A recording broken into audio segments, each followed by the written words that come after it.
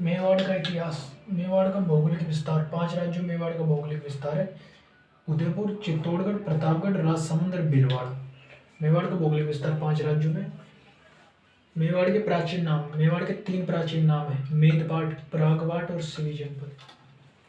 मेवाड़ में गोहिल वंश का शासन था, जिसकी स्थापना 566 ईस्वी को हुई थी। इसका संस्थापक था गुहादित्य या गोहिल। वल्लभी का एक राजा था शिलादित्य और उसकी रानी पुष्पावती, इसी के संतान थे गुहादित्य। ये इनको गुफा में छोड़कर आ जाते हैं, तो गुफा में इसका पालन पोषण महात्माओं द्वारा किया जाता है गुहादित्य, और यही गोहिल वंश का संस्थापक था। गोहिलों के बारे में कहा जाता है कि ये सूर्यवंशी थे। कर्नल जेम्स टोड और मोनोतोनेटिस के अनुसार गोहिल वंश की 24 शाखाएं थी।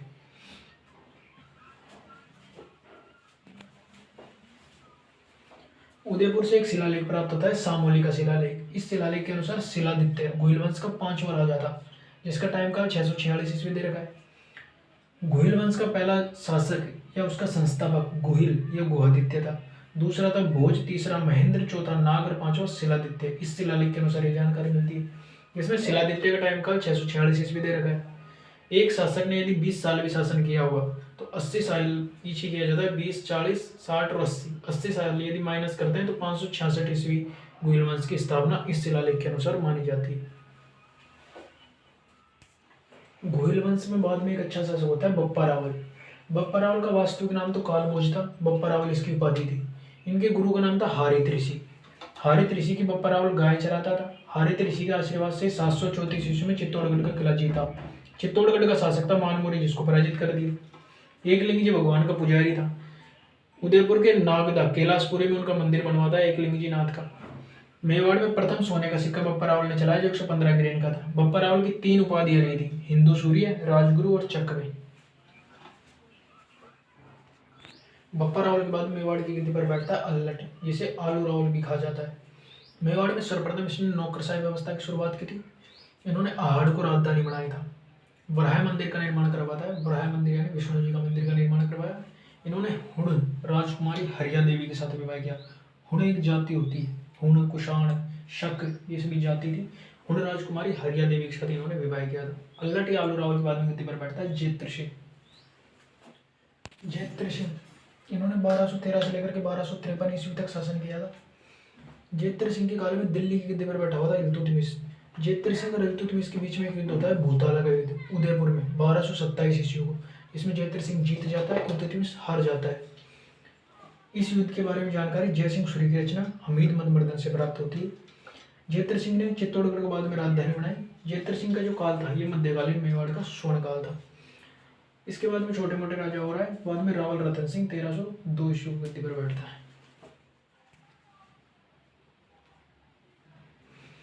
रावल रतन सिंह 1302 से लेकर के 1303 ईस्वी तक इन्होंने शासन किया था। रावल रतन सिंह के समय पर दिल्ली की गद्दी पर बैठा हुआ था अलाउद्दीन खिलजी। अलाउद्दीन खिलजी ने 1303 ईस्वी को चित्तौड़गढ़ पर आक्रमण कर दिया। अलाउद्दीन खिलजी के चित्तौड़गढ़ पर आक्रमण करने के कुछ कारण थे। अलाउद्दीन खिलजी की साम्राज्यवादी नीति। दूसरा कारण था चित्तौड़गढ़ का भी महत्व था, सामरिक और आर्थिक दृष्टि से संपन्न था चित्तौड़गढ़। तीसरा कारण था पद्मिनी को प्राप्त करने की लालसा। अलाउद्दीन खिलजी ने 1303 ईस्वी को चित्तौड़गढ़ पर आक्रमण किया। चित्तौड़गढ़ में होता है साका। ये चित्तौड़गढ़ का पहला साका था, जो 25 अगस्त 1303 ईस्वी को हुआ था। इसके अंतर्गत जौहर किया पद्मिनी और 1600 स्त्रियों ने, और केसरी किया था रतन सिंह और गोरा बादल ने। चित्तौड़गढ़ पर अलाउद्दीन खिलजी का अधिकार हो गया था और उसने चित्तौड़गढ़ का किला खिज्जिर खां को सौंप दिया था। चित्तौड़गढ़ पर अलाउद्दीन खिलजी का अधिकार हो जाता है। अलाउद्दीन खिलजी ने चित्तौड़गढ़ का किला अपने पुत्र खिज्जिर खां को सौंप दिया था, और खिज्जिर खां के नाम पर ही चित्तौड़गढ़ का नाम बदल करके खिजराबाद रख दिया। यह जानकारी धायबी पीर की दरगाह से प्राप्त होती है। खिज्जिर खां ने चित्तौड़गढ़ में 2 निर्माण कार्य करवाए। एक तो उसने गंभीर नदी पर पुल बनवाया, एक फारसी भाषा में मकबरा बनवाया। इस मकबरे के अंतर्गत अलाउद्दीन खिलजी की प्रशंसा करता है खिज्जिर खां, और कहा जाता है उसके बारे में कि वो सिकंदर ए सानी यानी दूसरा सिकंदर है, संसार का रक्षक है और ईश्वर की छाया है।